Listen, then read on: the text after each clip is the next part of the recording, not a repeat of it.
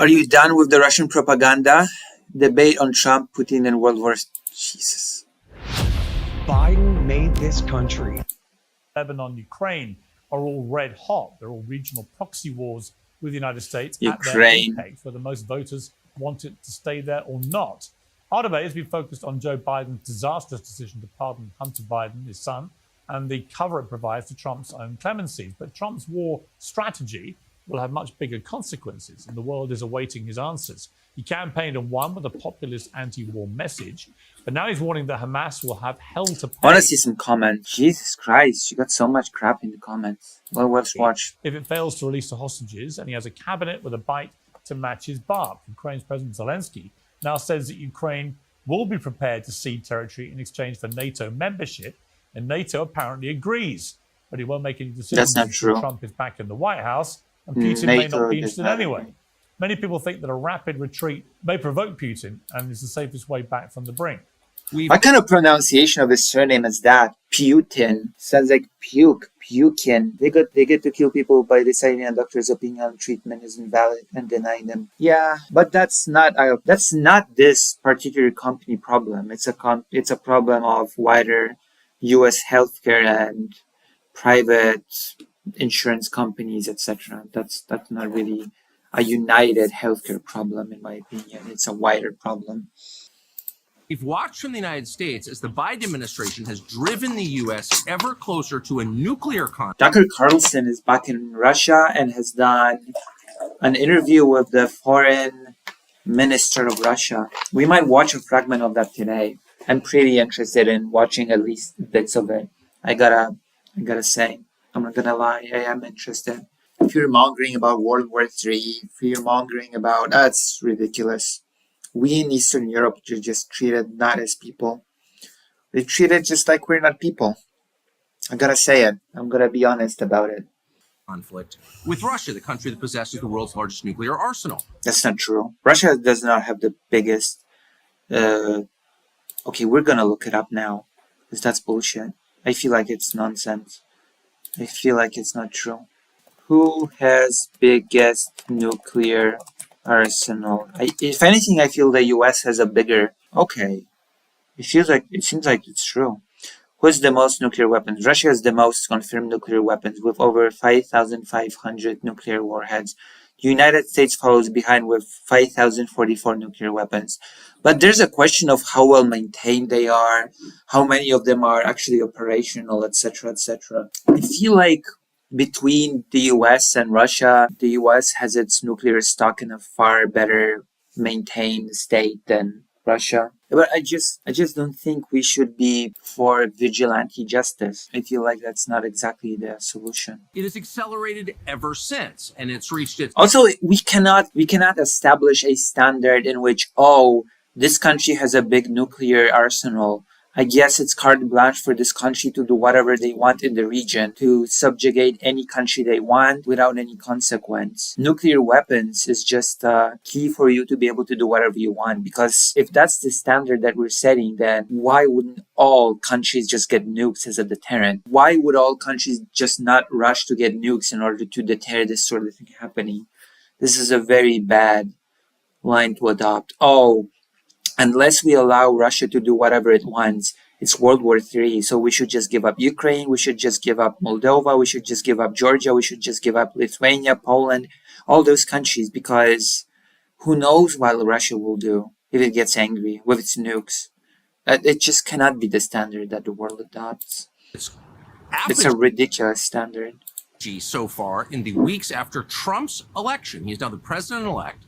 In that time, just a few weeks ago, the Biden administration, American military personnel launched missiles into mainland Russia and killed at least a dozen Russian soldiers.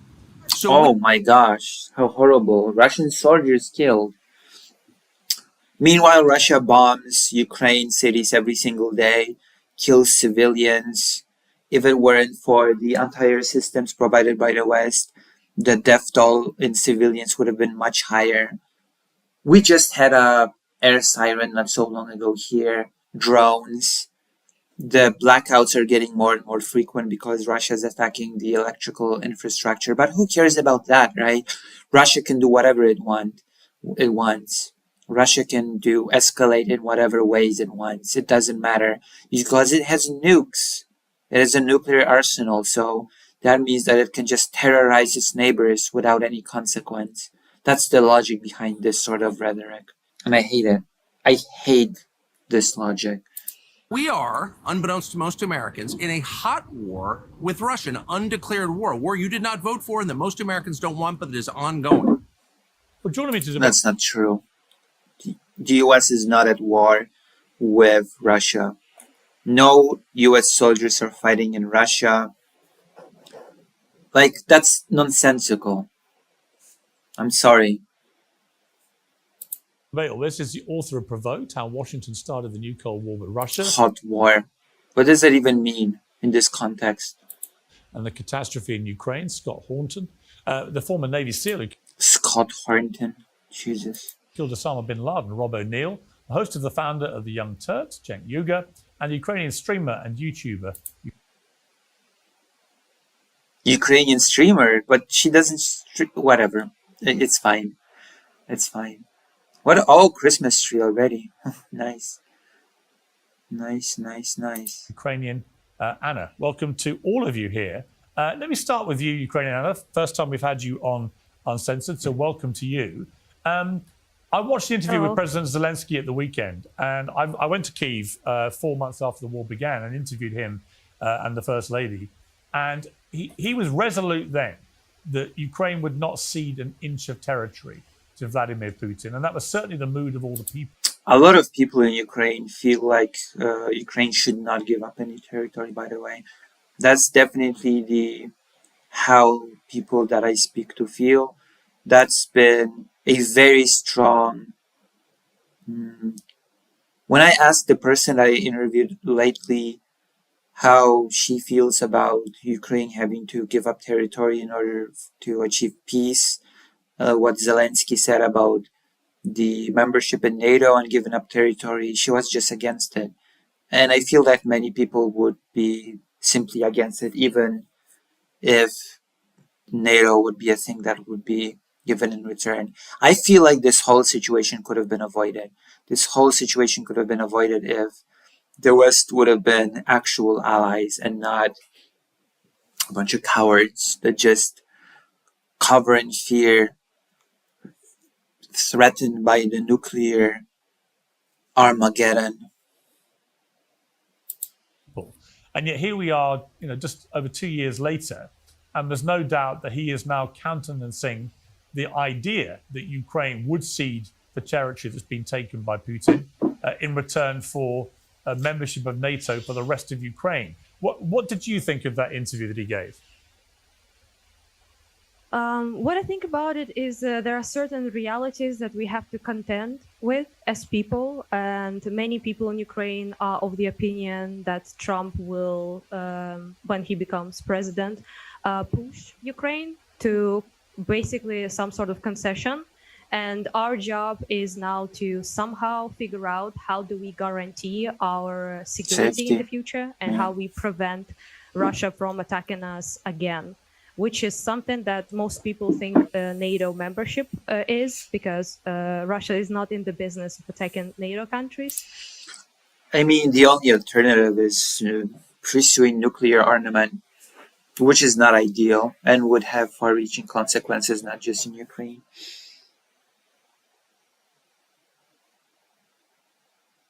I don't think the West was scared of war. I think the West wanted oil from Russia. I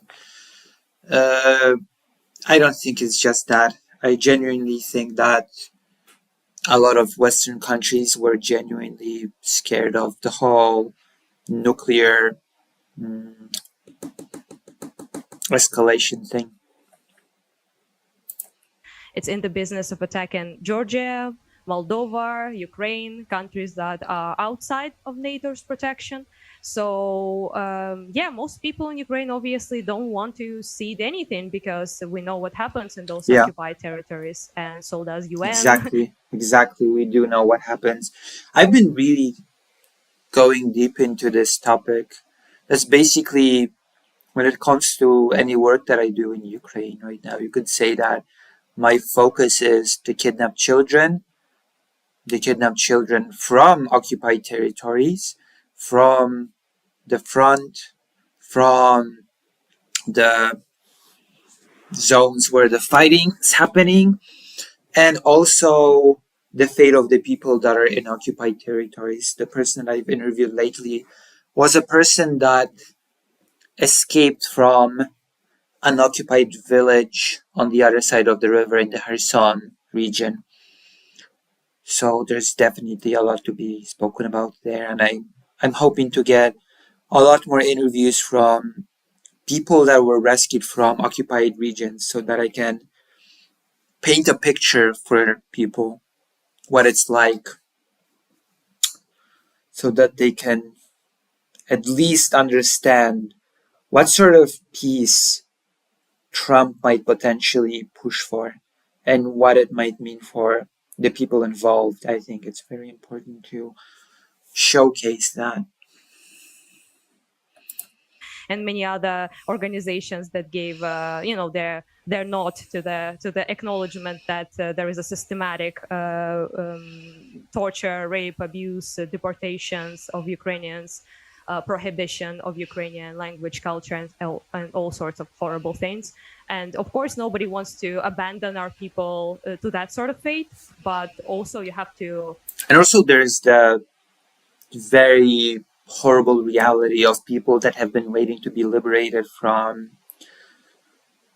Russia since 2014. And you could say that all that's keeping them from giving up, from succumbing to despair, is this faith that sooner or later they will be free, that they will be liberated. And now imagine if a peace deal is made and suddenly those territories are just given away, and all those people that are still waiting to be liberated are faced with the reality that all that waiting has been for nothing, that all their hopes have been crushed mercilessly. It's just a little bit too much, in my opinion.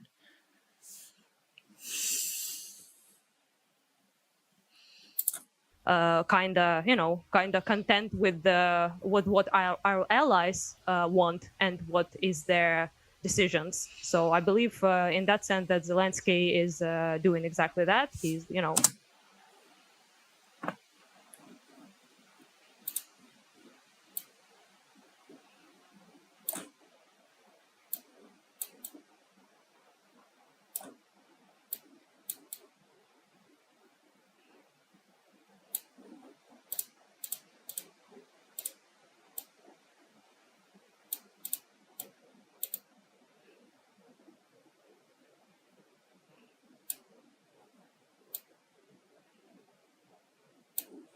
Thank you.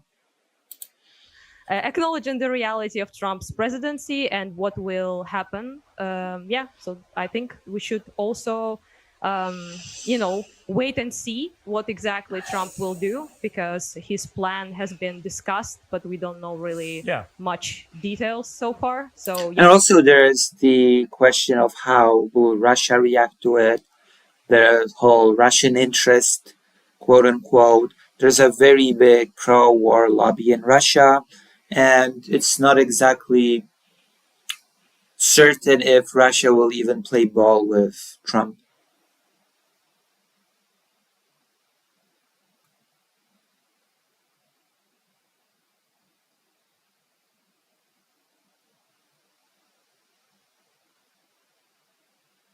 Yeah, I think so. Yeah, I wouldn't jump into conclusions right no, now. I think that's right. And I think that, yeah. I mean, I'll bring Scott Horton in here. Scott, the thing about Trump is he is unpredictable. We don't know. Now, I talked to him last week about this. We don't know exactly what Trump's going to do. People keep trying to say this is what he'll definitely do. He'll give Putin everything he wants and so on. I don't think that's going to happen. I mean, that's a distinct possibility. Like, he is unpredictable. It is a distinct possibility that he might want to give maybe not all that Putin wants, but quite frankly, given Putin any Ukrainian territory is already too much.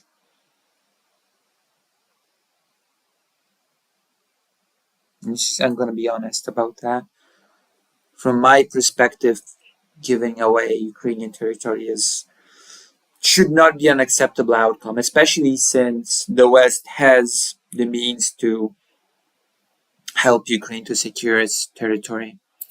But in terms of this deal that Zelensky seemed to be putting forward, where Putin would keep the land that he's taken, but that the rest of Ukraine would come under the NATO umbrella, do you think that's something that Putin would even consider as part of a peace settlement?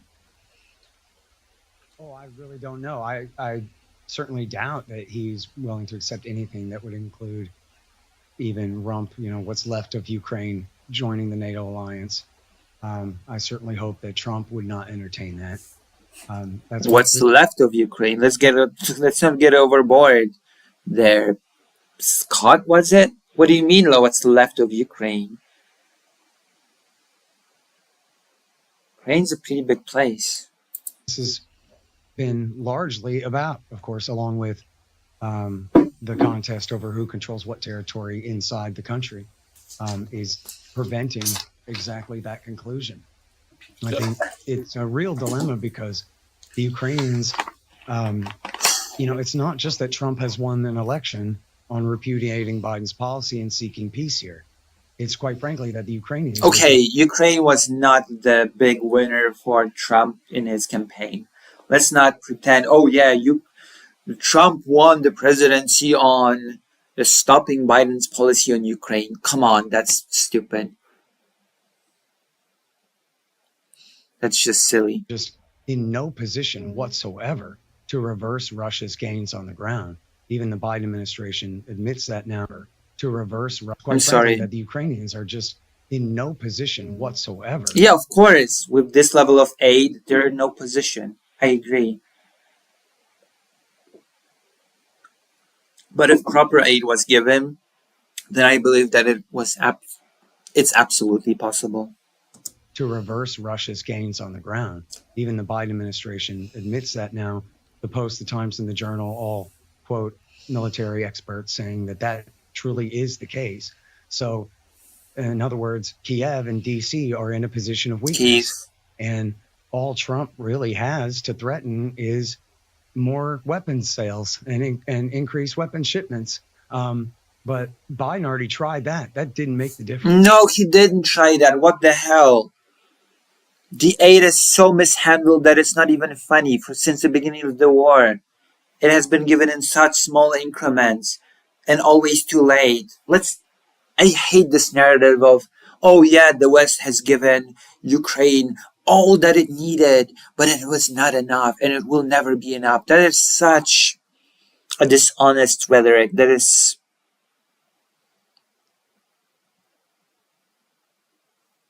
really infuriating.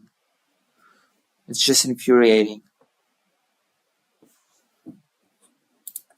And so I think apparently there's going to be some general that's going to join here and he's going to just clean house. But God, is this infuriating to hear.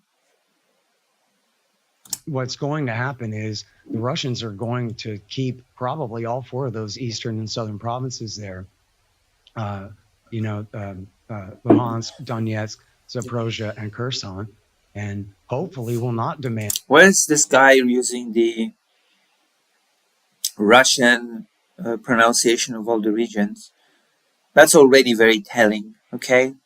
When I hear people use the Russian pronunciation of the regions, of the cities, etc., I already know where they stand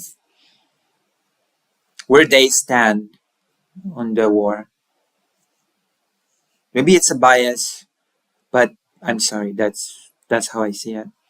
And Kharkiv or Odessa, we stop it there, and the Trump administration is going to have to get their messaging straight that this truly is a betrayal, and they admit it, but that it's Biden's betrayal.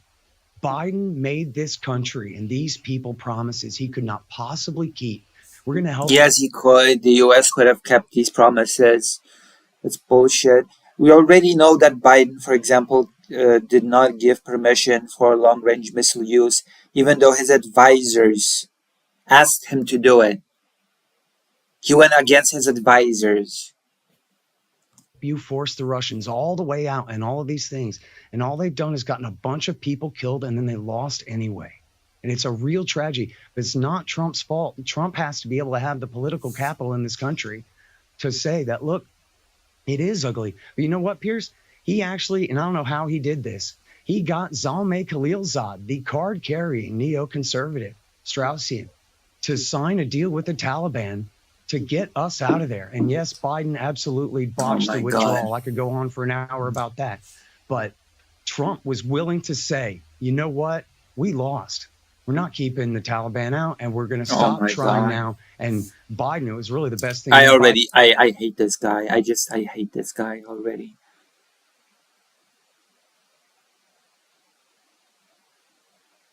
I hate this guy. Never did in his life was agree with that, even though he botched the process of the withdrawal. And so it's the same kind of thing here. It is a real tragedy what the Biden administration has gotten the country of Ukraine into here. Check. I mean, look, every part of me is like, I don't want to give a Russian dictator who's illegally, in my view, invaded a sovereign democratic European country that's been independent since the mid-90s. I don't want to give him an inch of that land that he's since the midnight, whatever, with his murderous rampage. But there comes in war, I've got a lot of military in my family. There comes in war a cold, hard reality check, as Anna was alluding to earlier, where we are where we are. We can all be idealistic about what we'd like to happen, but the reality is that it is highly unlikely. Now, I think that Ukraine, without a massive extra support from the likes of America, which is simply not going to come, that it is a case of Putin will probably be able to keep what he's taken. Is that your assessment? And is that right for the world that we give him this big win, which is effectively how he will portray it? Yeah, Thank God he's getting this huge loss in Syria right now. What's happening in Syria is a huge blow to Russia. And it should be a signal to the West that, yes, Ukraine could get its territory back with the right support. Is my assessment. And so the reality on the ground is that when Trump won, we lost about 20% of Ukraine.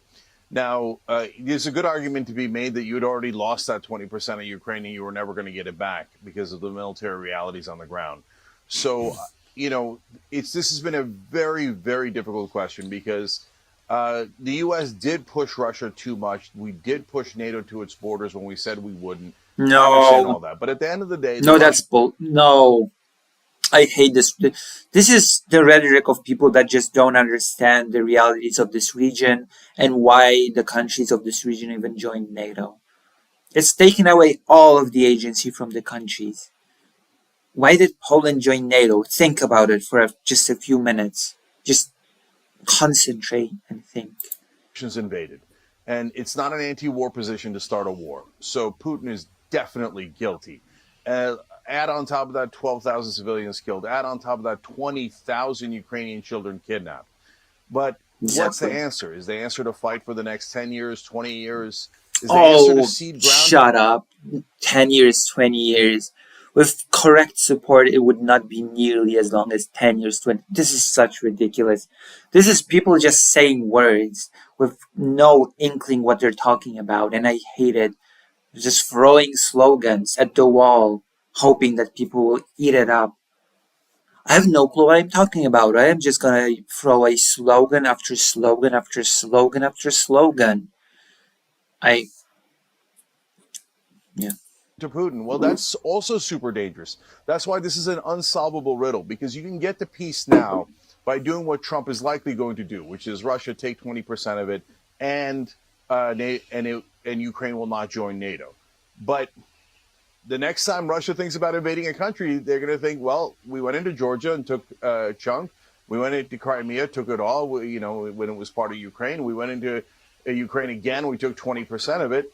It turns out aggression is rewarded, and Netanyahu's watching, and he's going to take a part of Gaza, and China's watching, and they've got the Uyghurs in the detention camps and the re-education camps, and the Russians have the Ukrainian children in the re-education camps. So this is really, really dangerous for the world, no matter how it's resolved.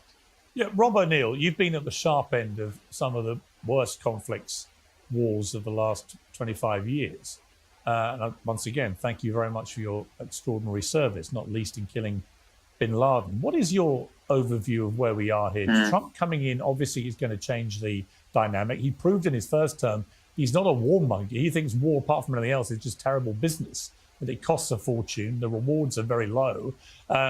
The other side of that coin is, do you let a Russian dictator run into a European country, take what he wants, and just let him have it? What's your view? Well, unfortunately, we're in a position where it doesn't matter why we got here. We're just here. And Cenk was mentioning Georgia and Crimea. And it very much matters why we got here. That's the most important thing. If we don't care why and how we got here, then what is stopping anybody from repeating the same mistakes? This is such a silly thing. Or we are where we are. It doesn't matter how we got here. How we got here is the most important thing, because we did not need to get here. We could have arrived at a very, very different, in a very different world with a very different situation. I guarantee you that we could have been in a very different world right now if the aid would have been handled differently than how it has.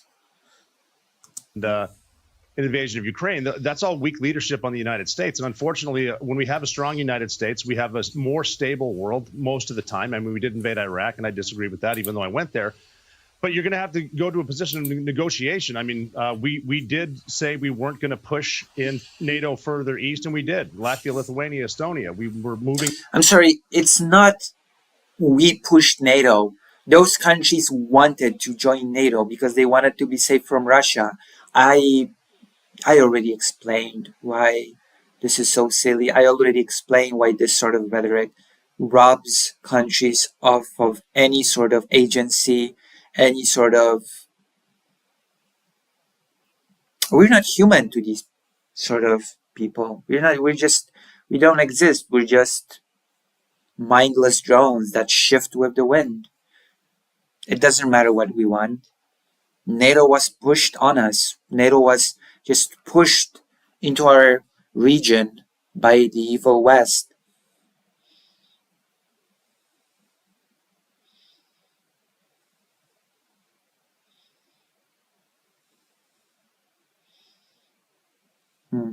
Yeah, I believe if Ukraine had received proper aid, yes, I believe Ukraine could have driven Russia out of Ukraine. Absolutely, yeah. It's ridiculous to try to claim that everything that could have been done has been done, and it's just there's no use. It's ridiculous. There, and now Ukraine wants to be a part of NATO, and it's Russia doesn't want that, and you're dealing. I wonder why. I wonder why Ukraine wants to be a part of NATO. That is such a incredibly just wow. What an incredible idea that a country that is being invaded time and time and time again wants some sort of a solid security guarantee that is not worthless like the Budapest Memorandum, to name one. What a ridiculous, what a unreasonable concept that Ukraine would want to join NATO. How silly. You're dealing with big countries, but you're also dealing with big egos. And Vladimir Putin grew up in a part of Russia where part of the fun was chasing rats with sticks, and he found out what it was like to corner a rat. And that's kind of where he is right now. He's been in charge of Russia since the early 90s, let's be honest. And he wants to save face. What a stupid thing to say. I'm telling you, a lot of these people are just saying things, just throwing statements, throwing slogans about chasing rats with sticks without having any inkling what they're talking about. They're just throwing those statements that a general audience will eat up. Those slogans, those tasty little slogans, without any sort of deeper thought or analysis behind it. This is just saying words. There's nothing there. This people is Russia strong, Putin chased rats with stick. the conscription age to get people in there to fight. He's not. It's like he's not going to back out, but you can't let him take more. And I'm by no means defending him, but I also think that Volodymyr Zelensky is a puppet, and he's laundering money just like most of the people in Washington, Ukraine. That's why the whole argument. Jesus. Oh, shut up. Shut up. Just shut up. Oh, God. What evidence do you have?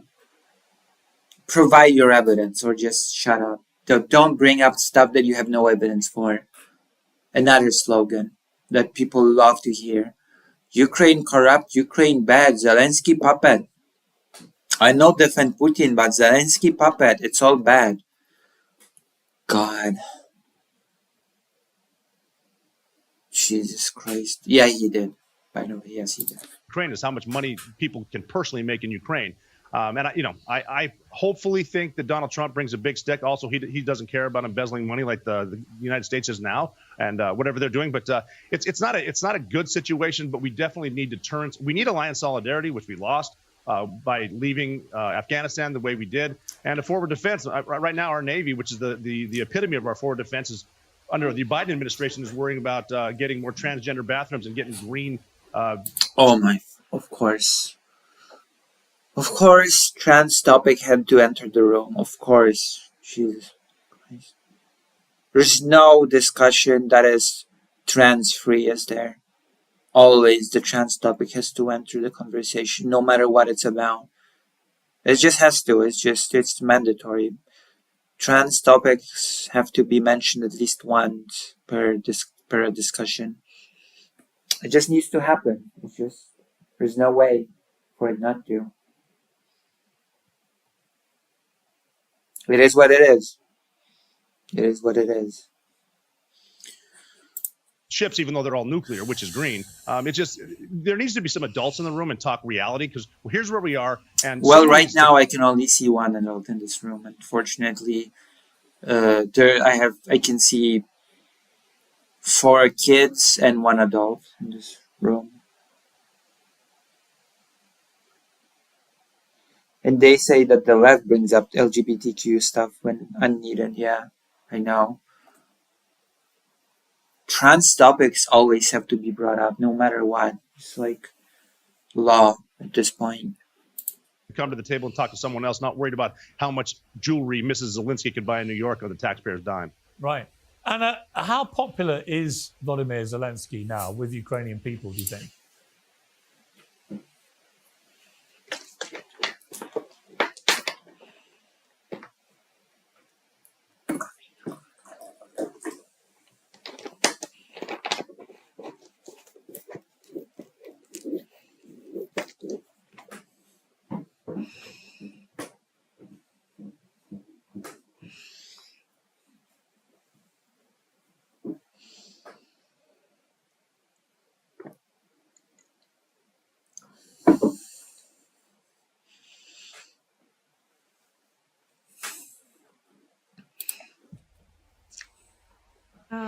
I'd say pretty popular still. Most people consider him a pretty good representative of Ukrainian people and what we want. And pretty disheartening, I'd say, to hear what people... All things considered, he's done a pretty good job in wartime Ukraine. You can say whatever you want about his other policies, about his more domestic, whatever policies. There's another topic altogether is what sort of president he would be during peacetime. But when it comes to a certain type of advocacy, etc., he did a pretty good job, all things considered, I would say. That's my opinion. People say here, but I'm used to it. Surprisingly, Cenk, I agree with, in the sense that we can't allow Russia to continue get away with what they're doing, because that's what they have been doing, in particular with annexation of Georgian territory and Moldova and Ukraine in 2014, and now... And meddling into Moldovan affairs, meddling into Georgian affairs, and now there's high suspicion that there's meddling into Romanian affairs happening. We're going to talk about this, about the whole nullified results of the first election round and what that basically could mean. and we're going to be discussing how basically if things go badly, Poland might be the only bordering country of Ukraine that's friendly to it. And that's a scary thought. That's a very, very scary thought if you think about it.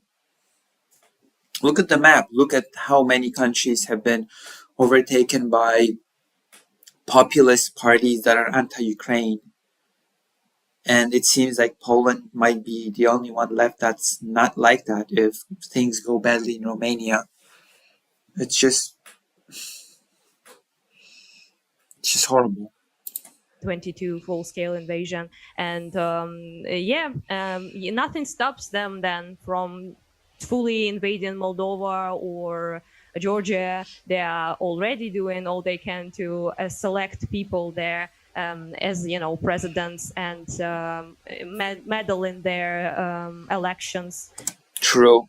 I've just mentioned that. Also agreed, fake Alec Parker.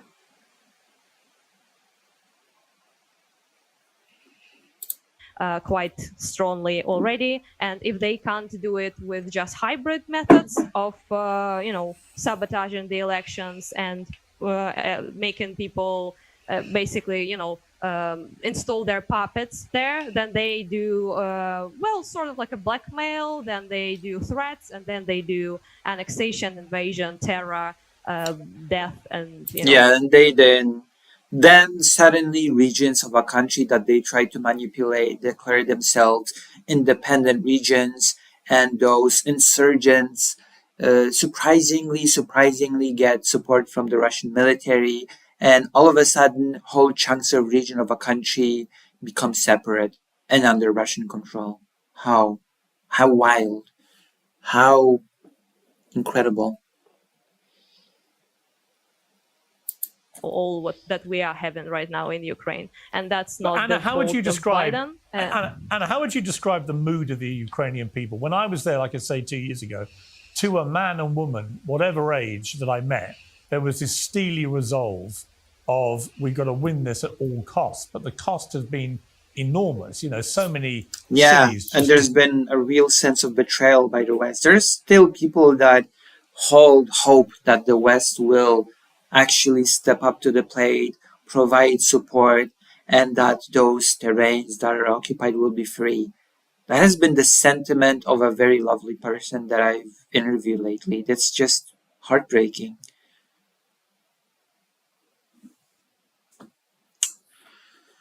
Destroyed, so many people killed, all these children being taken and so on.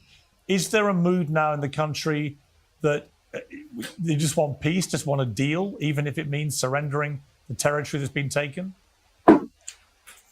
I don't think there is such a mood. Maybe there is division on that, but all the people that I've talked to say no. Zelensky may say one thing, but we don't agree with it. That's been the sentiment that I've sort of encountered. Why would we need to give up our territory? It's our territory. I don't agree with this. But of course, whether or not people agree with something and whether or not that is forced upon them are two different topics. But those are the sentiments that I've met with.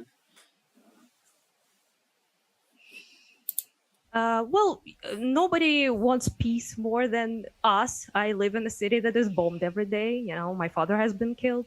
So, of course, we want peace, but that depends on what that peace is. Yes. Because nobody wants peace without any sort of justice, right? And that is the problem, because we have to consider our now, obviously, right? Even if the fire stops. So let's say my city stops being bombed every day. That's a bonus for me, obviously, right? And for my family and for my friends. But how important is that bonus? Because it's a temporarily bonus. We have to think about the future. And to be honest, I don't think Ukraine having to give up territories in exchange for NATO member, I don't see that as justice. I see that as great injustice, especially to those in the occupied territories. But I don't see that as just a just peace at all. That other people, other generations are not going to go through exact same things we went through.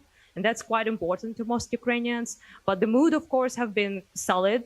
As you said, people were more enthusiastic before, specifically because of the, I would say, lack of care and lack of commitment from our allies, particularly the incredible amount of limitations on our long-range strikes. For example, as you know, UK actually gave us the long-range missiles, Storm Shadows, I believe they're called, and we couldn't really use them because of the limitations that were given to us, primarily by United States and by Biden, by the way, himself, his administration at least. So in that sense, there has been a sort of demoralizing effect, of course, because of the lack of aid, inconsistent aid from both United States and also European countries as well. And it's hard to sustain that sort of like, I'd say, hopefulness and will.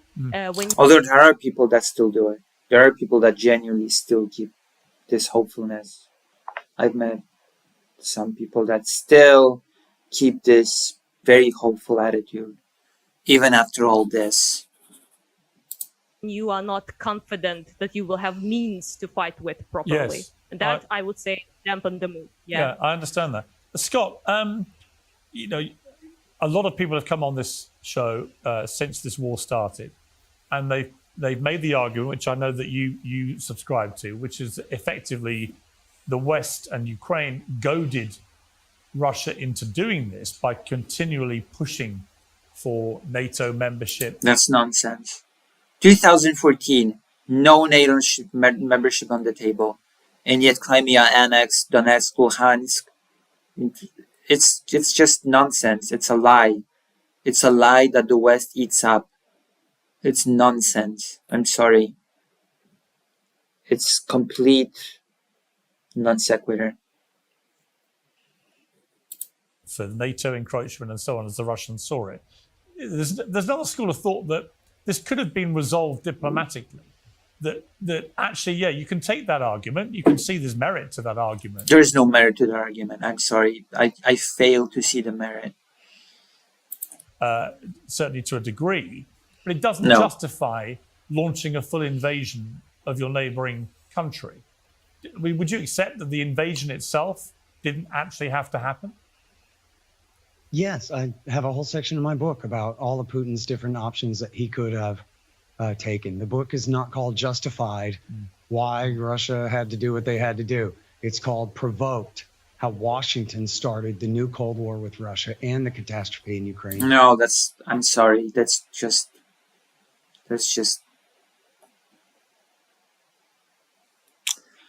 no. Because the book is 700 pages of all of this going back to the end of the last Cold War. And with all due respect to the guy that shot bin Laden in the head, thank you. And with all due respect to this young woman whose poor country is being bombed to death and their opinions here, it's just not the case that what we have is a simple case of a Hitlerian, Putin-led Russia running roughshod and rampage. When was the NATO membership? When was the NATO encroachment in 2014? When Crimea was annexed, Donetsk and Luhansk were annexed. What happened there? This is so stupid. This is such, America bad. America just provoked poor Russia. Russia is just a good old reasonable actor that is just defending itself. Come on. And the only thing to stop them is when tough, good guys like us stand up to a bully like him. For example, in a war that they both sided. The situation with Russia is so morally just black and white that you cannot think of a more black and white situation like, say, for World War II. This is so clear cut. Times here today. To try to insert this sort of, oh no, it was the US, it was a provocation, it was goading, NATO, Beto, potato. No, it's just Russia apologia. I'm sorry. That's how I see it. Georgia war was begun by the American sock puppet, Saakashvili. He launched that war and killed Russian peacekeepers in his initial assault. And they lied about that. Oh my God, really? Is this how we're gonna frame Russia annexing 20% of Georgian territory? How did it all start? Break it down for us. How did it all start? And what was the step by step? Oh God, really? Led by John McCain during the campaign at the time in 2008. But even the New York Times later admitted that, yeah, it was true, that was how that war started. And it was and part of his motivation to do that was that Bush, a few months before, had given him sort of a suit. It's all the US. It's all about the US. Everything's about the US. Always everything's about the US and how horrible the US is.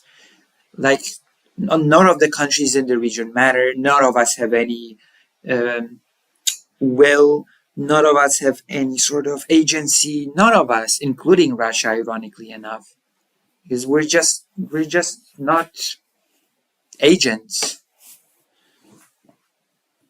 We don't have agency. NATO membership action plan for joining NATO, but you can't join NATO if you don't have settled borders. And Georgia had these two breakaway provinces under Russian protection. And so I wonder, can you tell me the story of those breakaway provinces? It is very interesting how all the neighbors of Russia suddenly have those breakaway provinces. Can you tell me more about that? Can you please elaborate how it just so happens that time and time again in countries bordering Russia, suddenly breakaway provinces happen and they are always under Russia's protection? How curious. There's such a... Okay. So he was trying to reincorporate them so he would have a settled border so he could join America's military alliance, which completely blew up in his face and got a bunch of people killed. But that's just not the same thing as Putin. Wow. What an interpretation of history. I just cannot. I just Putin cannot. wakes up every day scheming on how he can conquer Poland, and only America's threat of ultimate H-bomb annihilation is holding him at bay. It's just really not like that. It's much more Yeah, complicated. because Putin has totally not mentioned Poland in his speech right before he invaded Ukraine. Putin has totally not mentioned how he wants to bring the Russian Empire to his borders from days past. That's totally not what happened. Sure. Yeah, of course. Than that. And, you know, again, back to your original question, it's not to say that he's justified in what he's done, but it's like if you get in a bar fight, and you're shoving a guy with a knife in his pocket, and he stabs you, that doesn't justify you shoving. Hello, Frederick Culture. How did you find this stream? How have you find your way to the stream? Also, how are you enjoying yourself? Are you enjoying the stream? I guess I'll just ask you these questions for now. Maybe you've been here before, but hello. This is ridiculous. This is... Have I mentioned how much I hate this person? How much this person distorts history? How much nonsense are we... I can't understand why Anna's expression is like this. We're gonna need a palate cleanser after this because this is too much. We're really gonna need a palate cleanser after this. What is your name? Lucy. Haze, like in the channel name. Wait, how did you find this stream? If you don't know my name, then I don't know. Have you just randomly stumbled upon this stream? What happened? Lucy Haze, that's my name. That's the channel name. The channel name is my name.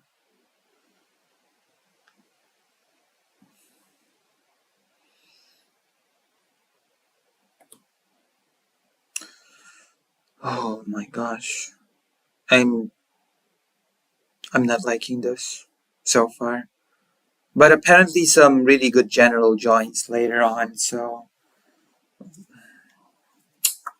this becomes really entertaining later, apparently, from what I've heard.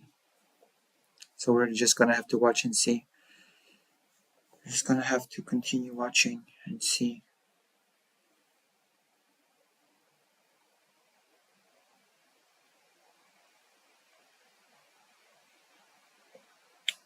There's a chance for you to communicate through a more saintly person than me. I'm sorry. I'm sorry, what are you saying? I'm sorry, what?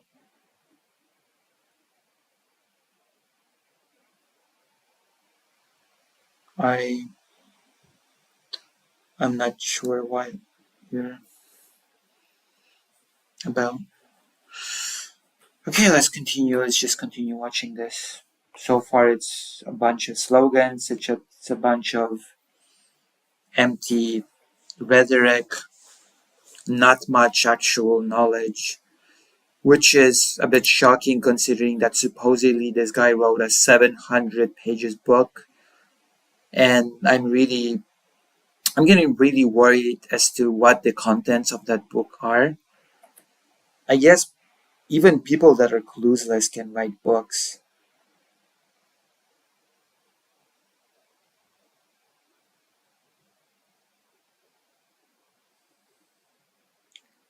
Please come down. Surfing the net is fun for us, for people like me. We're explorers passing through. Well, welcome. Welcome. I hope you enjoy your stay for as long as you're here.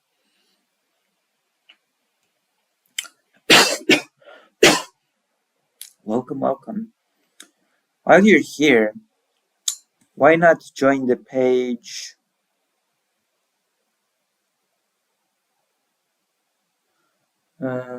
lucyhaza.org/live.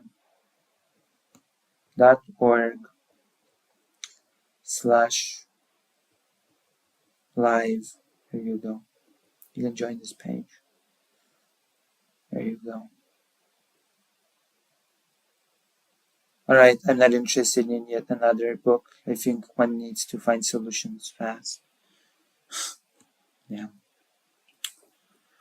Him doesn't justify him stabbing you, but also you were shoving a guy with a knife in his pocket, and don't pretend like he just woke up this morning looking to pick. Yes, that's exactly what happened. Yeah, poor Russia was just shoved and it just defended itself with a knife.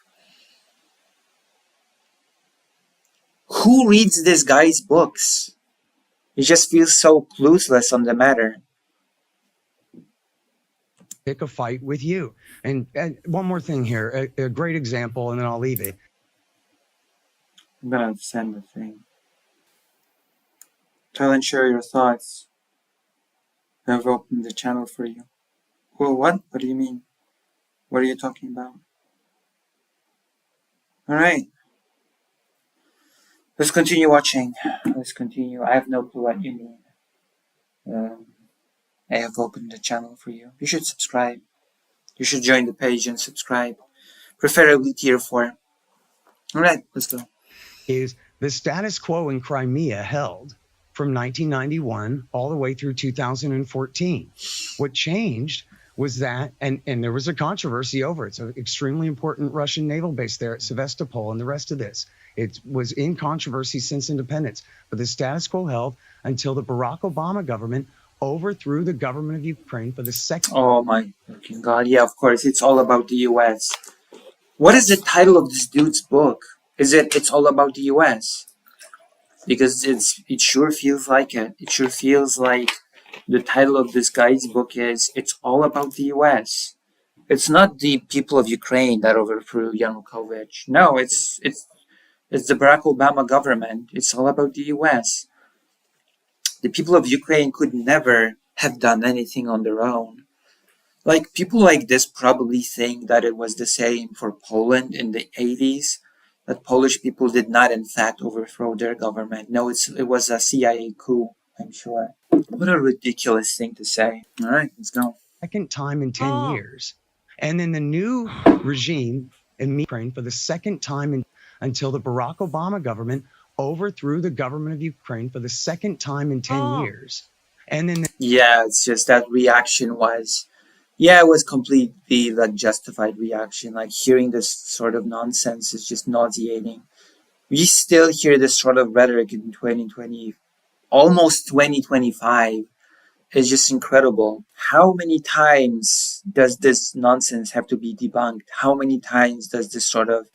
the new regime immediately threatened to repeal and abolish the Kharkiv Pact, the agreement by which Russia was allowed to stay at Sevastopol. And it was only then that they seized the Crimean Peninsula. So it's not to say that, oh, it was... What about Donetsk and Luhansk? Walk me through that one, please. Walk me through it.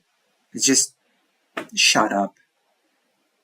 Perfectly justified for them to do so. But it is to say that it was Barack Obama and Joe Biden who picked that fight, and then it was Putin who finished it. And then this is a big part of the reason why the war in the East broke out immediately, was because when the dissenters seized buildings in the East, and including with some Russian help, just like the Westerners helped the Maidan, they declared war against them. They overreacted at John Brennan's behest. We know this, it was reported in...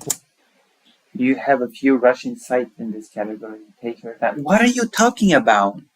What are you talking about? Who are you? Forbes. John Brennan went there on April 12th. They launched the war on the 14th. And the reason that they did that was because It's all about the US. the coup had already blown up in their face in the loss coup. of Crimea. All right. So they weren't about to tolerate Are you this done kind with of Russian dissent in propaganda? the East. It's Anna? not Russian propaganda. I'm a Texan. I don't even read Russian or know what the Russians say about this stuff. Oh, This sure, is the history of the world as I it took speak place. Russian. That's And my... That's yes. fine. Listen, can I please that's fine. interject with that?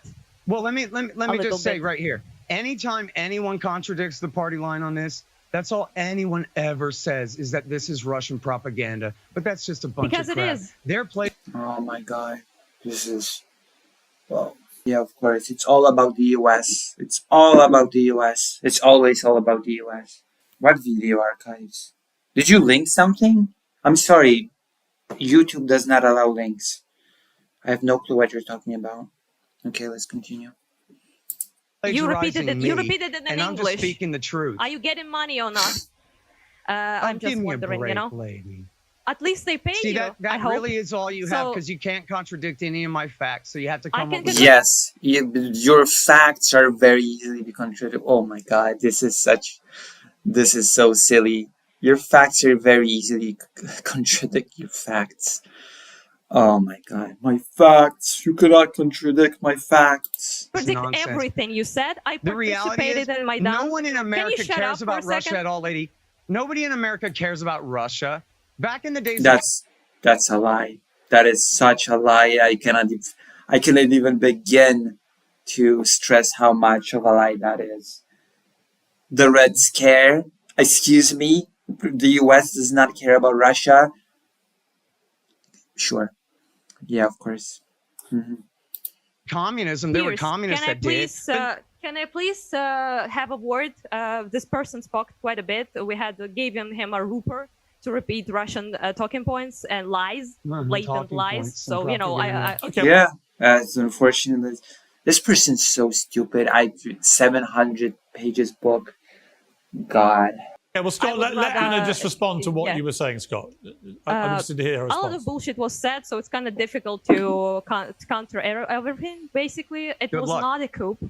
It was a revolution that millions of people participated in. The reason we participated, me included, I was 19 back in the day, it was because we had severe problems with corruption and a tyrannical... Yep, and I have a very nice book somewhere around here about it. Oh, I don't have it with me. It's an account of the Maidan day by day by journalists. It's a really good book. Yeah, the corruption thing was a big factor when it came to, yeah. God. puppet of Russia, Yanukovych, who refused to make a treaty with the European Union, which is what most of the people in Ukraine wanted. And it wasn't even an amazing treaty as well. It was just this entry into negotiations. It was not really an amazing deal. If you look at it, it was not that great. And still Russia just could not accept it. It was not an amazing deal. Yeah, it feels that way. Jesus Christ. 60-something%, and especially younger people wanted to move away from Russian control, from Russians owning every single business industry in my country, and to have some sort of like laws and order, and also have some sort of democracy. And the European Union was seen as this sort of source that could cut the corruption, cut the nonsense, provide some justice to people, provide some rules, as Anastasia just said. Yeah, that was a big, big thing. I've already read you some quotes from the book during stream, how people felt this anger inside of them. And liberty, that is what something people have in the West, and that's something that we did not have.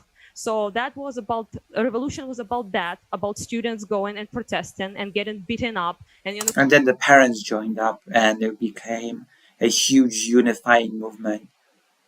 I know that Polish people saw that as the Ukrainian equivalent of the solidarity movement and felt a lot of kinship with it. Yanukovych then going to Russia to essentially ask Putin, his buddy, how can he stop the protesters, which he then made dictator laws that prohibited people to effectively protest at all in this country. So we didn't appreciate that, and we went, literally millions of people participated in Maidan. That is not a coup. That is not something you buy for Obama or Nuland cookies. I'm sorry to say, never received a single cookie yet. It's been a long time. And yeah, all of that, when going to Georgia is a whole other thing, but that's just what Russia does. It creates unrest. It supports militias in the countries, and then it basically floods them. Yeah, basically creates those separate breakaway terrains. Of course, if you know anything about the region, if you know anything about Russia, you know this to be true. This Scott guy is just a propagandist. I don't know what his deal is, but I don't like him. I just don't like him. Weapons, and it also applies its own soldiers to annex territory by the guise of protecting Russian speakers or any of that. Scott is a master, I believe Scott is the name, right? Here, but I am a Russian speaker from Eastern Ukraine. It's about as east as it gets in Kharkiv, and I didn't require their protection. I was never prosecuted. What they did is that they attacked us under the guise of protecting Russian speakers that was never prosecuted in this country, because half of us literally are Russian speakers. We have been Russified back in the day by Russian Empire. So yeah, this war is about not about you. I'm sad to say some things are not about America. This war is about our very long time, centuries long oppressor trying to thrust us back under their control. And we didn't want that. People in Georgia don't want that, if you can see it by now, currently, by the revolution and the protests going on in the country. Yeah. Exactly for the same reason, because their corrupt Russian puppet government refused. None of the peoples in this region want to go back to the situation of the Russian Empire or even the Soviet bloc, whatever, Soviet Union bloc sphere. It's all about the US. It's always all about the US. It's all about the United States. The people's will to be part of Europe. So it was never about NATO, because we never discussed joining NATO until Russian invasion. It was never even a conversation in Ukraine about joining NATO. Rolling your eyes. It's the reality of the situation. 2014, NATO was not on the table. Not at all. It was all about the European Union. And not even about the immediate joining of the European Union. It was about starting the process. Oh, thanks for the lies, obviously. Also, yeah, they do have borders with NATO right now, and they had them before. Now it's even bigger. It doubled because Finland, in fear of Russia, joined NATO. That's why people join NATO, because they want protection from Russian aggression. Yep. Okay. Thank you, Anna. Rob? That's why Poland joined. It was the primary reason, of course. It's just, of course, as soon as Poland was free from the Soviet bloc, from the Russian influence, of course, it right away. We want to join the European Union, we want to join NATO. And interestingly enough, basically most of my parents' generation speak Russian, and my generation just no Russian. You don't want to learn the language anymore. I don't speak Russian. My mom speaks Russian. My father probably spoke Russian. My parents' friends all speak Russian. I don't speak it. I wonder why. What happened? What changed? You know, who knows? You've been waiting patiently. It's Hello, Coconut Island citizen. Hello, hello. I'm just watching this and I am... Also, you're white. Somebody should give you a subscription.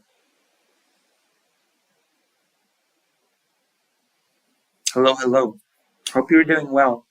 I'm just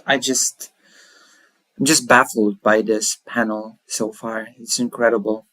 But don't worry, Anastasia is going to receive some backup and it's going to be glorious, apparently. It's going to be great. It's going to be the best in the world.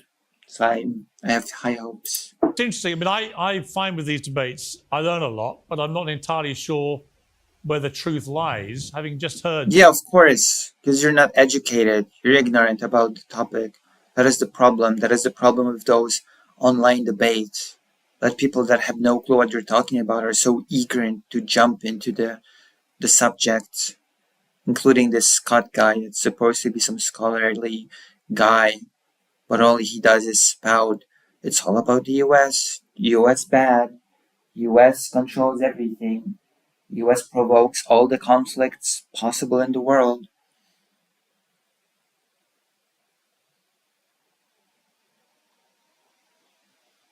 Hello, facing Pharma.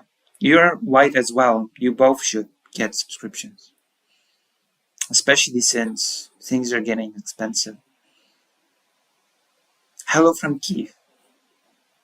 Two very different versions of the history here. What would you like to say? Cool. Is there only one normal person in this debate? A woman. Yes. The only adult in this conversation is a woman, yeah. Well, I mean, what I like to say is obviously Anna has more experience than me. She lives there. She's lost family members. And having seen war firsthand, I know that most people don't want to be at war. Most people are trying to get on with their lives. And unfortunately, there are bad people that force this stuff. And my heart goes out to them, too. And I'm definitely going to buy Scott's book after this. I'm actually sitting here on this panel learning a lot. And I'm never going to buy Scott's book. It sounds like such a shit book. I'm sorry. I have to be harsh. Some tough love is required. It sounds like such a brain dead book. There are better books to read. Don't read Scott's book. Don't. Just don't. Open-minded about stuff because I used to be, America, apple pie, and we're the greatest in the world, but I've seen stuff that we've done. Sitting here in the United States, having worked in D.C. and living in New York, yes, whether it's America's the greatest or America's the worst, it's always America-centered. Always. No matter what, it has to be America-centered. With no introspection, with no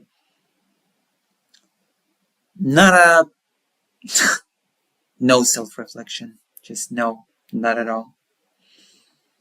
I just don't like my taxpayer dollars going over to a place where people are funneling it into their own pockets and threatening a new. Prove it. Prove it that what tax dollars, what is being sent to whom, who's funneling what money. Again, slogans. Very damaging slogans. Very damaging slogans. It's infuriating. It really is. Nuclear war, because it doesn't matter who does it. If one nuke gets launched, if it's India to Pakistan or Israel to somewhere else, or the United States decides, the only country, by the way, to ever. Nukes are bad. Did you know that nukes were bad? Did you know that nukes were dangerous and bad, and using nukes is bad? We're just saying words for the sake of saying words.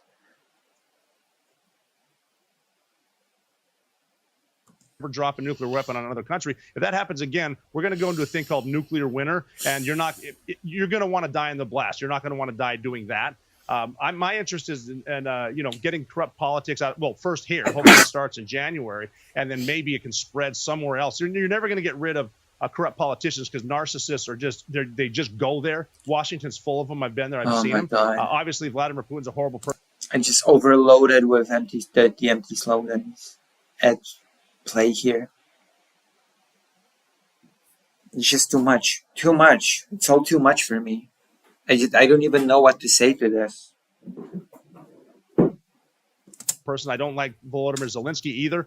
I'm tired of seeing innocent people get killed for other people getting rich because that's. Did you know that death is bad? Did you know that? People dying, that's bad. Yeah. Okay. What happens? I'm tired of seeing soldiers who don't want to be there, both Ukrainian and Russia. Thank you for the tier 1 subscription. I should get back into historiography. Yeah, you should. History is really interesting. But don't learn it from Scott. I'm just gonna, oh, thank you. I'm just gonna say this. Don't learn anything from Scott's book. It sounds like a very, very bad book. You just waste time. Time is precious. There's nothing more precious in your life than time. And you're just gonna waste it reading Scott's book. There's just so many better things that you could do. You could pick your nose. You could go to the lake and throw rocks into the water. There's so many more meaningful things that you could do with your time rather than read Scott's book. I could name you a whole list. Lucy, how are you? Are you in dangerous area? I'm in Kiev, so it's not really a dangerous area per se. We're gonna have Anastasia on Sunday. She agreed to come on stream on Sunday, so we're probably going to be talking about this whole mess as well. That's gonna be interesting to discuss. You can't learn anything from Scott's book, so don't try to. Yeah, I think so. It's just wasted trees, to be quite honest with you. I just feel bad for the trees.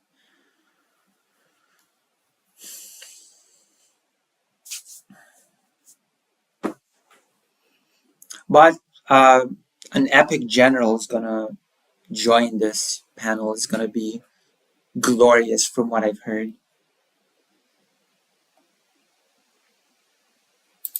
Fighting in trenches like they did in World War I and getting hit with suicide drones, which is the wave of the future, almost to the point where we're going to stop having manned jets because it's a waste of time when legions of drones will be fighting. I hate to. Oh my God, the Elon Musk line.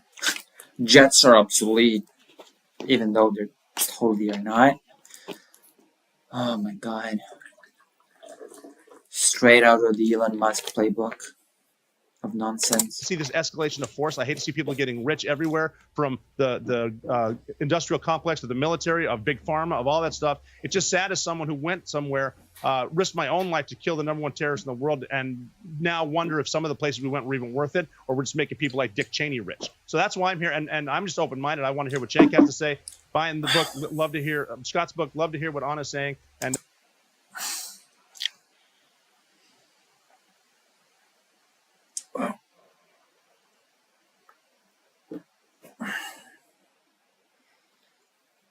Wow. Well.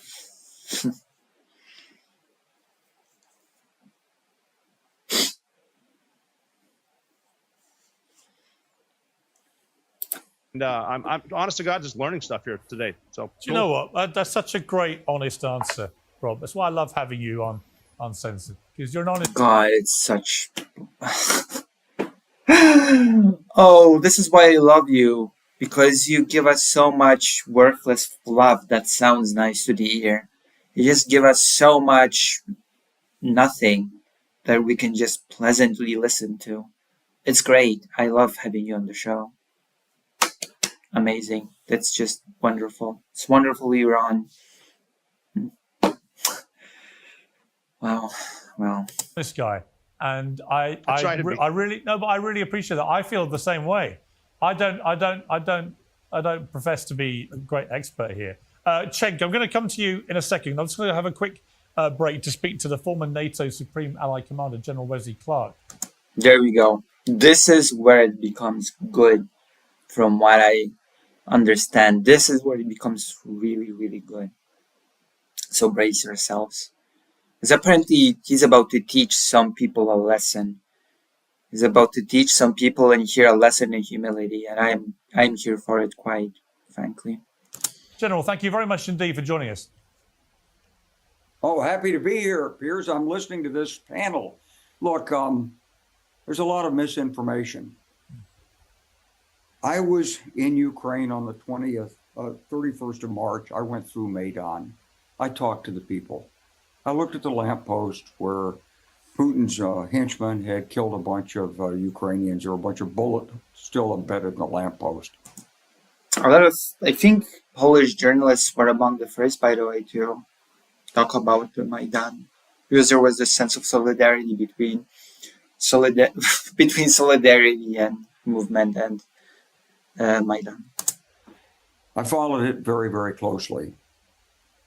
I don't know exactly what you want to talk about. If I'd been on your panel, I would probably disagree with most of them.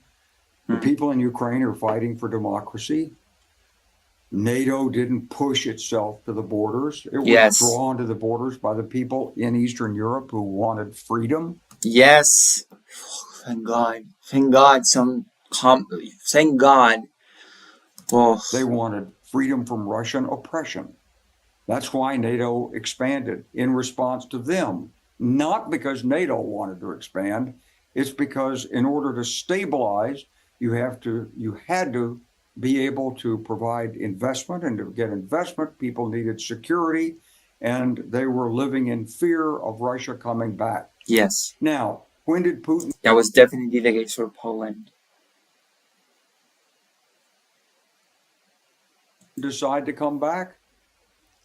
As soon as he became president in 1999, at the speech he made in the inauguration of President Kuchma in Ukraine. Putin said, Ukraine and Russia, we're more than brothers. We're in each other's souls. Poland sent its national security advisor to see me after that, said, he's trying to restore the Soviet Union. He's coming after us. So this is a long-held ambition by Mr. Putin. Yeah. And he's seen weakness in the West repeatedly. And that weakness has encouraged him to move. And it's going to continue until the West shows strength. And that strength means providing much more to Ukraine, bringing Ukraine into NATO, and saying to Mr. Putin very directly, look, stop. We're not interested in strategic arms discussions. We're not interested in investing in your economy. We're not interested in having nice conversations in Switzerland with you until you pull back, return the children, account for the inductees. Yes. Bring to trial the war criminals that have been indicted in Ukrainian courts. So that would include Putin, so. Well, you know. And you owe us close to $1 trillion in destruction of our country. True.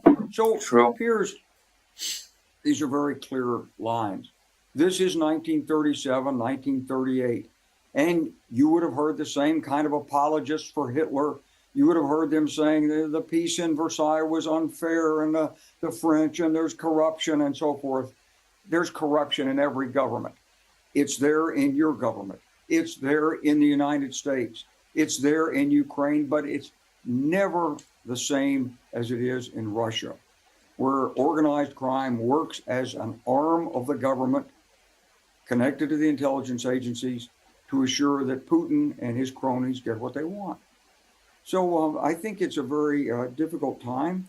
I don't know how the negotiations are going to turn out, but I would tell you this, that Mr. Trump's in a tough position, because if he gives Putin what he wants, he looks weak to the rest of the world. True. And if he looks to the rest of the world, China's going to move. We've got in the United States a window now to do something in the Middle East, and I think Netanyahu probably will ask Mr. Trump to do it and pose a choice for the Iranian regime, either knock off the hegemonial aspirations and shut down this arc of resistance, including the weapons to the Houthis, or face the consequences. With Iran, you have to go to the source. With Russia, you have to stand firm. We've had deterrence in place for 70 years. We have nuclear weapons. Putin doesn't want to use a nuclear weapon. He's afraid of nuclear weapons, but he's using them to threaten. So people like your bearded guy whose name I didn't get, these are people who are repeating Russian talking points. True. That's exactly what the woman He wrote a whole book about it, in fact. from Ukraine said. Now, I will tell you that people in Ukraine are suffering, and they would love an end to this conflict. They didn't choose it. It was forced on them. But the only way it's going to be successfully resolved is by strong U.S. leadership. And Mr. Trump is in a position where no matter what he said about ending the war in 24 hours, he's in a position where he simply cannot and will not. The bearded guy's name I didn't get. That's... I like it. Not concede everything that Putin wants. He won't do it. If he does, you won't make America great again. You'll invite war elsewhere in the world. So I see you brought in the rest of the panel here. Yeah. I'll stop. Well, no, you know what, General? I've interviewed you many times. I've seen you interview many times. I've never seen you quite this angry. It feels to me like you're angry about where things. Oh, no kidding. There's good reasons to be angry here. I'm angry about Piers, I'm angry about hearing misinformation from some. Where things have I'm got angry to. about Piers, I'm angry about hearing misinformation from some members. True. Okay. Now, Can I respond, please? Can I explain something before you talk, please, sir? I was at the beginning of NATO enlargement.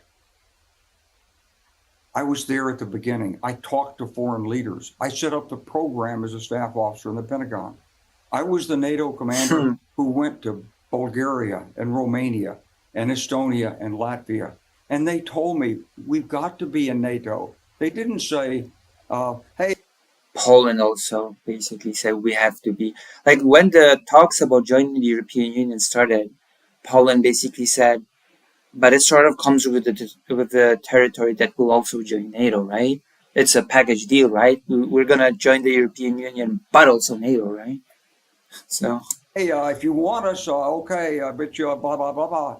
We said we don't want you. It's too much of a problem. They said, please, please help us. And so that's exactly what happened. That's how we got there. In 2014, when Putin went into Crimea, the Ukrainians could have stopped it, but they asked the United States, what should we do? And the United States told them, give up Crimea. Why? Because we wanted Putin's cooperation in the Middle East and with Iran to stop Iran's nuclear program. When Putin went further in Donbass, we provided information, but we provided no lethal assistance to Ukraine. For all these years, the United States administration was timid in dealing with Putin. It's like one member of the administration said recently, of the Biden administration said, oh, we never expected that. Nuclear weapons, I mean, ooh. Nuclear weapons have been the foundation for Western security since the end of the Second World War. We've had near confrontations with the Soviets. And because American presidents didn't back down, we didn't have war. Now, Mr. Trump has put himself in an extremely difficult position. But all of our talk about Ukraine and telling Ukraine in advance, are you going to have to give up your territory? yeah, And that's by the way, weakness you're not going to be a internet. member of NATO. Let's not do any of this right now. Let's put the forces, let's get the forces in Ukraine the weapons and support they need so that the people who have already been mobilized can have these weapons and provide the reserves that are necessary in Ukraine. Let's leave an open-ended commitment for Mr. Trump. Let's tell the Ukrainians, strike to your heart's content in Russia. You get no sanctuary, Mr. Putin. You started this, you pay the price. And then let's go into the talk with understanding what we want. We want all of Ukraine's land back. We want reparations. We want the children returned. We want the missing people accounted for. True. And we want the war criminals put on trial. And then we can talk about sanctions relief. No sanctions relief until the conditions are satisfied. True. And, it's very hard for democracies to be able to stand up to a man like Putin. He doesn't have to worry about re-election. But we need the leadership in the West. I've seen it in some countries.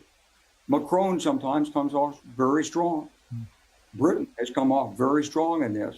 And right now, the Biden administration is trying to surge support into Ukraine. And I think President Trump, when he comes in, is going to realize that whatever his relationship is with Mr. Putin and however many times he's called him, he's not going to easily give in and sacrifice Ukraine. He can't afford to. And Putin's already threatened him. Putin's already told him that he's worried about his safety. That's like Tony Soprano saying to you, I'm really worried about the way you're walking across the street. So I'm not angry, Piers, except that there's a lot of misinformation out there.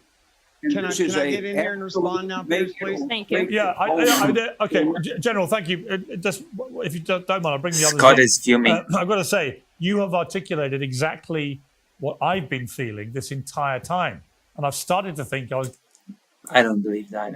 So, sure, Piers Morgan. Yeah, I believe you, of course. Yeah, sure, I believe you. going completely mad. But to have somebody with your experience, particularly about from the very start of NATO, outlining what I believe has been the way this has all played out, is actually quite reassuring to me that I've not gone nuts. Let me bring in Cenk, because you've not had a chance to respond for a while. Scott, I'm going to come to you. Scott, I will come to you after Cenk. Right? I must let Cenk have his say. Cenk, you've been listening to all these very different opinions. But what is He is so mad, and I love it. I love how mad this dude is. He's gonna be put in his place. I can feel it. I can feel it in my bones, and I'm here for your it. reaction? Yeah, I want to tell you my thoughts, and then I actually would love to ask General Clark a question. And so, What a refreshing moment when instead of a bunch of slogans, you actually hear a few facts on this panel. How refreshing, actually. This is not something that happens very often.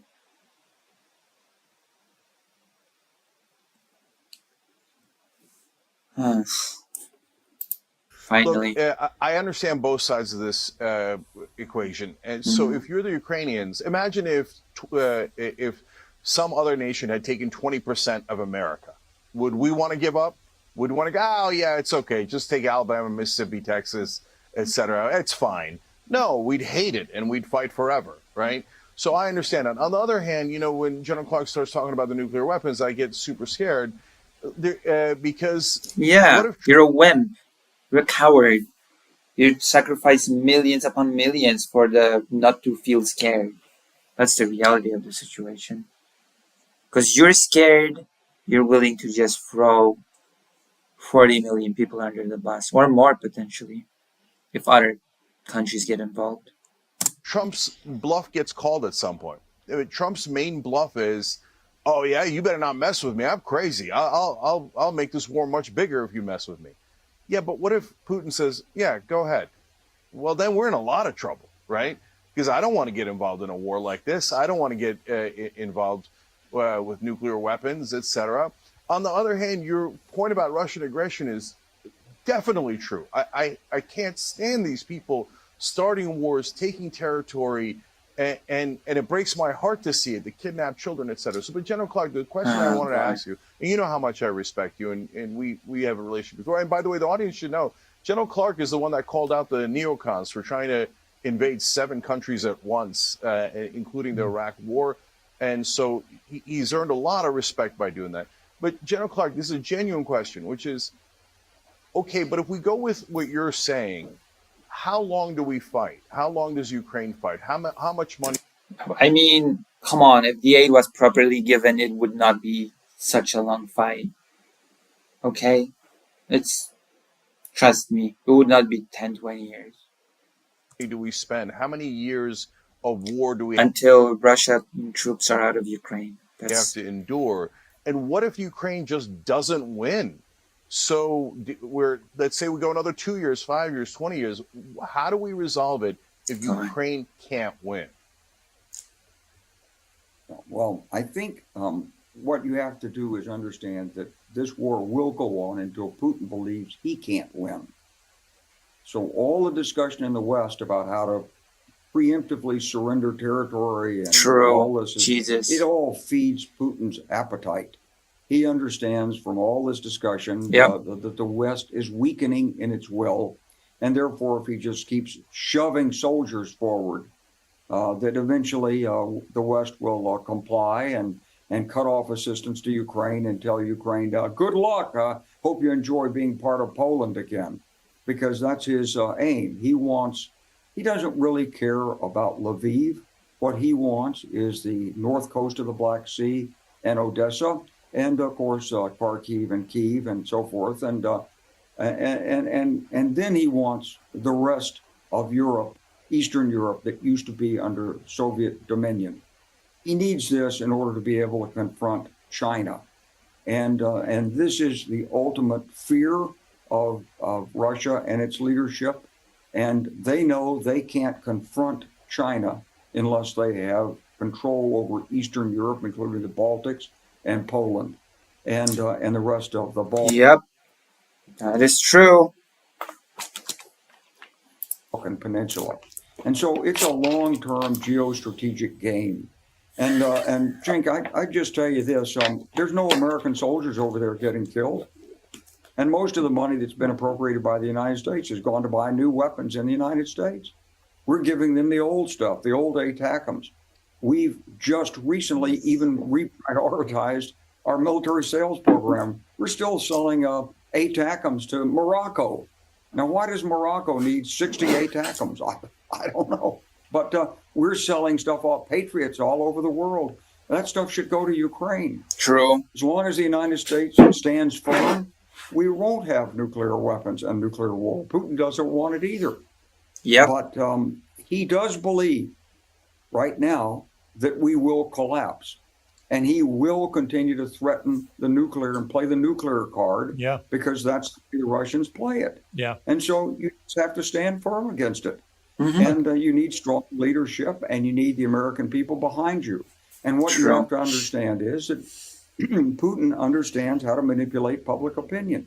In every country in Europe, there are people there saying, just like one of the gentlemen on this panel said, this is crazy, and people are getting killed, and I'm tired of seeing people dying, and we've got to have peace.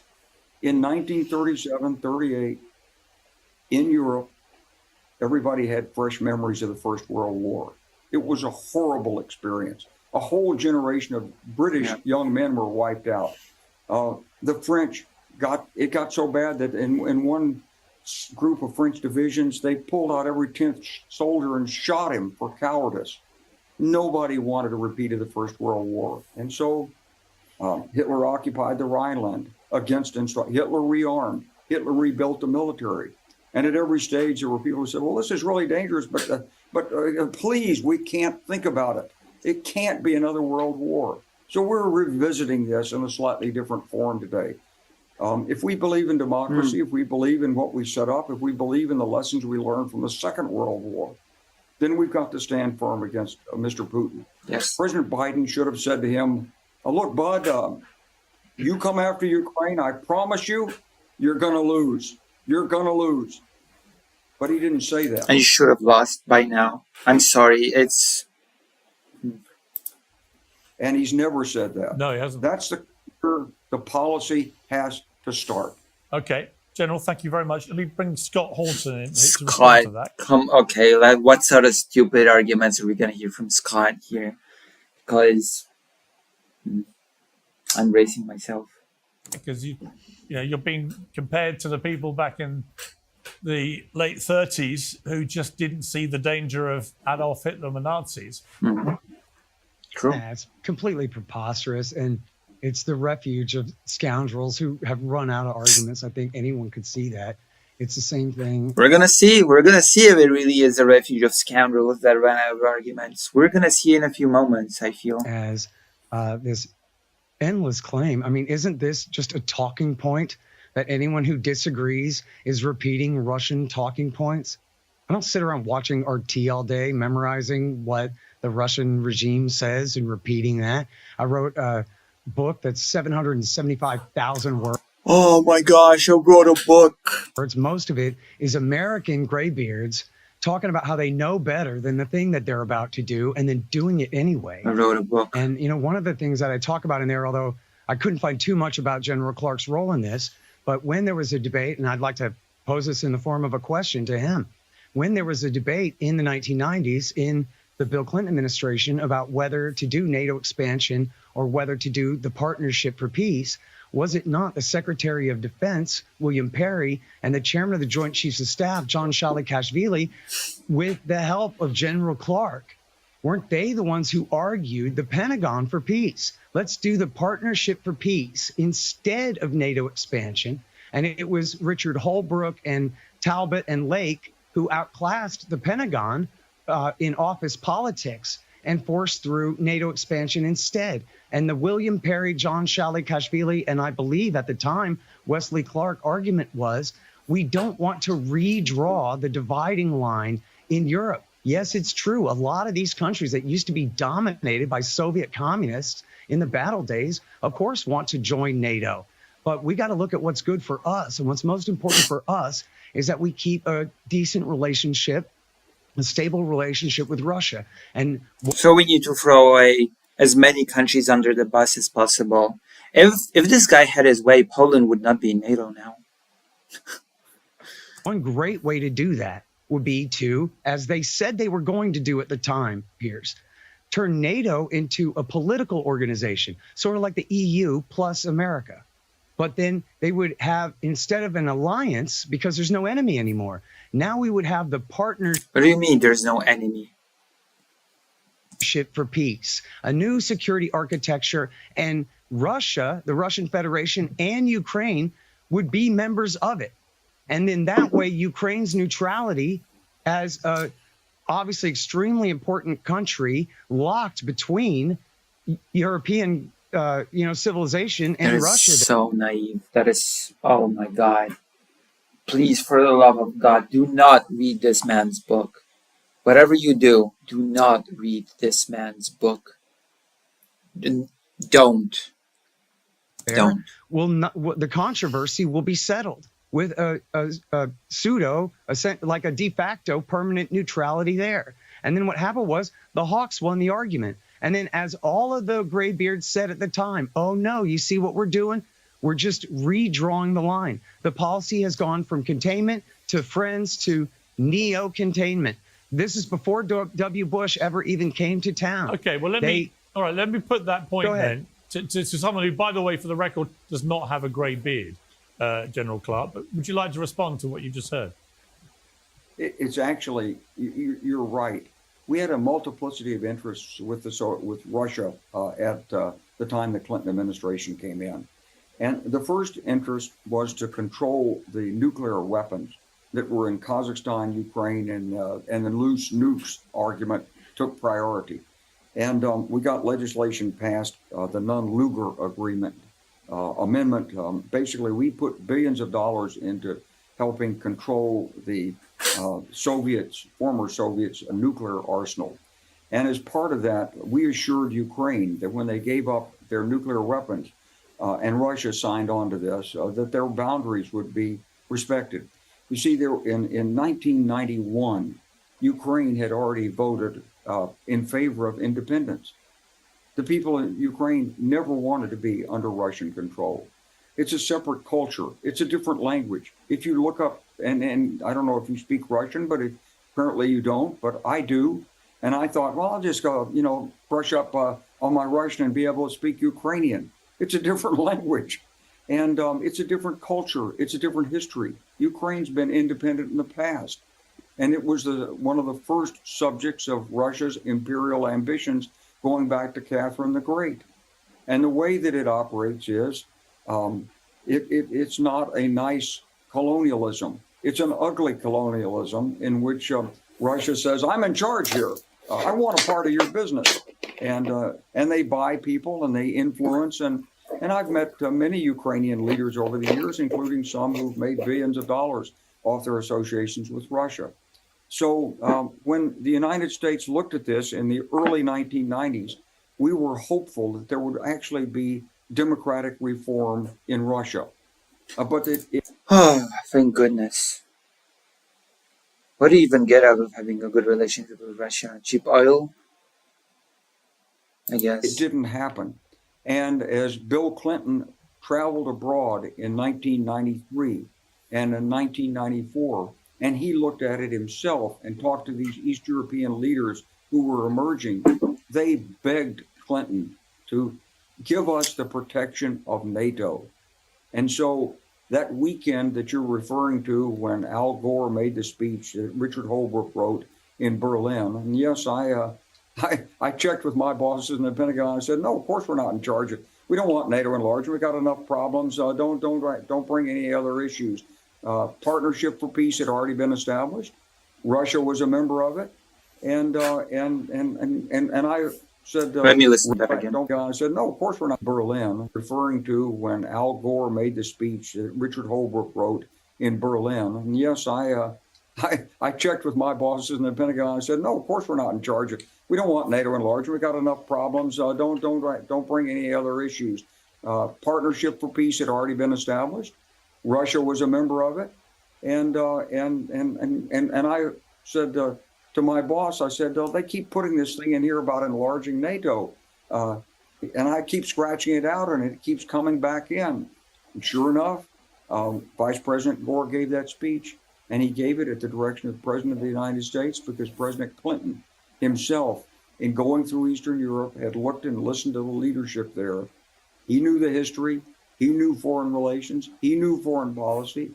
And he determined that the best avenue for peace forward was to both provide security for Eastern Europe through opportunities for NATO membership if they wanted it, and work with Russia and give Russia a special relationship with NATO.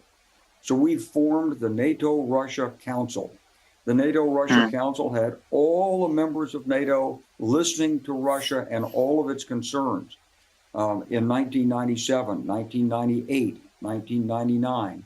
I was there sitting in that council when former Russian Foreign Minister Yevgeny Primakov gave us a lecture.